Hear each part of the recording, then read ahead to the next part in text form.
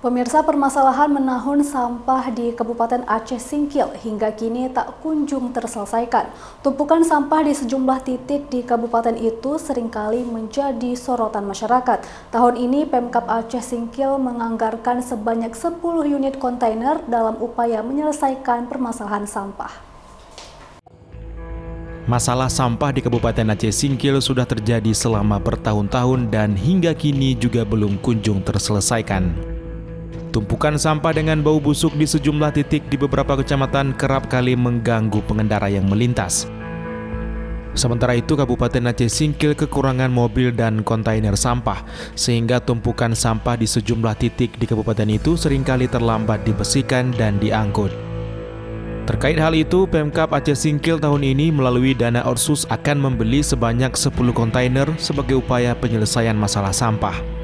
PLT Kepala Dinas Lingkungan Hidup Kabupaten Aceh Singkil, Faisal, mengatakan kontainer itu nantinya akan diletakkan di lokasi padat penduduk. Itu kita telah berusaha untuk meletakkan kontainer satu tempat. Kemudian di tahun ini kita ada menganggarkan sebanyak 10 unit kontainer. Akan nanti kita taruh yang di tempat-tempat penduduknya banyak. Sementara itu, Faisal juga menghimbau agar warga dapat bekerjasama dan sama-sama peduli terhadap lingkungan sehingga tidak membuang sampah sembarangan. Dari Kabupaten Aceh Singkil, Suparman Bunte, iNews melaporkan.